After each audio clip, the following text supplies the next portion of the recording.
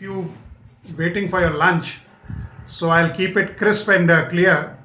I want to thank Vice Chancellor Invertis University and our EDM General. Can you hear me?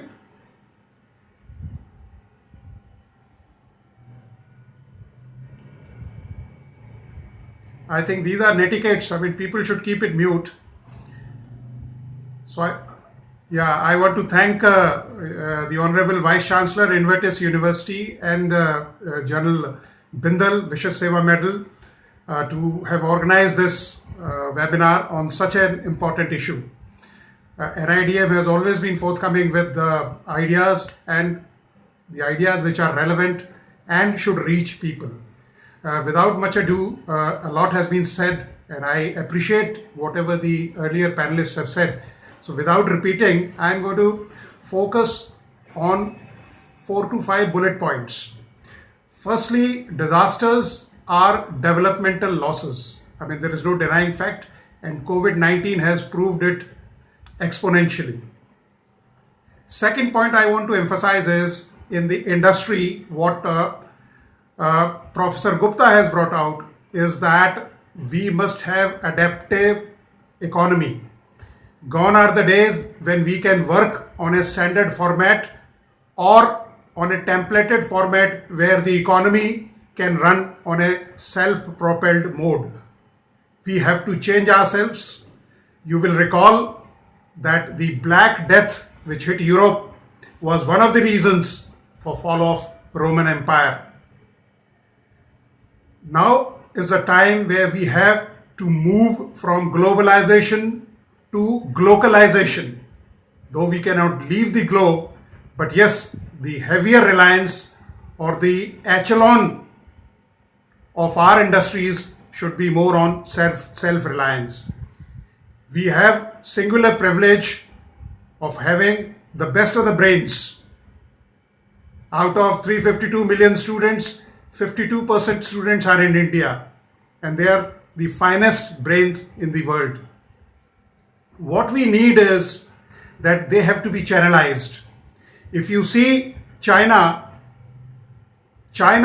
is not a superpower because of the prowess of manufacture.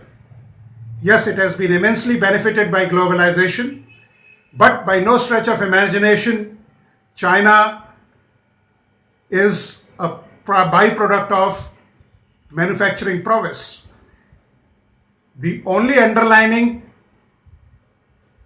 or the bottom line highlight is that China has got a insatiable inner consumers and a huge human resource capital. India has both. If you see the footprint of China in the world, you will find in every Western country, you will find a Chinatown. In 1700 AD, we were 27% of the world economy. In 1800, we came down to 16%. And when we got independence, it was 3%. So our footprint has been shrinking. There is a requirement, there is a need to redefine our economic imperatives. I agree, the economy has got hammered. It has been battered because of the lockdown. But the country needs to redefine it and re-engineer it. By no stretch of imagination, the various sectors which have got the push-up, like pharma sector, agriculture sector, we need to look from a different prism. The agriculture sector, if you realize, it is the agro industries which has kept the supply chain links moving. There has been no other supply chains, the digital ones, the e-commerce ones, they came to a grinding halt. But being an agricultural country, the inflation rate is 5 plus, whereas the economic growth as far as agriculture sector is between 3 to 4%. It is a very sad commentary. I find no reason why the transport which was locked down could have been sent to the villages where the agro products could have been picked up and they could have been brought to mega cities. Nearly 47% of our India is urbanized. This would have given the much awaited lift to the farmers and the requirement of day-to-day needs to our own consumers. So we have to be slightly proactive. It should not be consequential. The economy or the problems and the challenges at this hour should have been sequential. What we lack is the authorities who are not able to implement the infrastructure, the framework, the policies are there. But where we lack is execution. In 1953, South Korea was a poor country. Today you see where South Korea is. So I just want to tell you that we have the potential, we have everything. We have the biggest ocean of human capital. We are ruling in most of the countries. The IT sector in America, we find our young Turks there. But unfortunately, we are not able to harness the potential which is there in our country.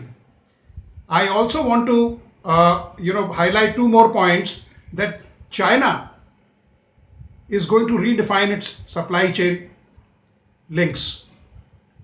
There are a large number of industries. Japan has already given a 2.2 billion package for uprooting some of the industries. There is one leather industry which has already fallen in the lap of Agra or Uttar Pradesh. Yeah. So since we are time critical, we have to tap these migration of industries from China to India. But the bottom line requirement will be that our authorities should be enablers. They should not act as impediments. The migrant workforce, which is the backbone of industrial base, the way it was treated, it is sad commentary.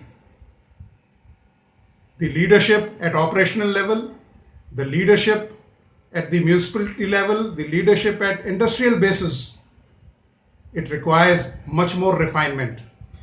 With these points, I will end my talk, and I want to thank all the speakers for a wonderful insight. Thanks to Dinesh, thanks to the young professor from Invertis University, and Dr. Gupta for giving such a great insight, and I'm sure everybody is going to get benefited. Thank you very much. Ashish, you gave a wonderful speech. It was worth listening and worth making notes. At least I have done it. Thank you very much, and Jai Hind.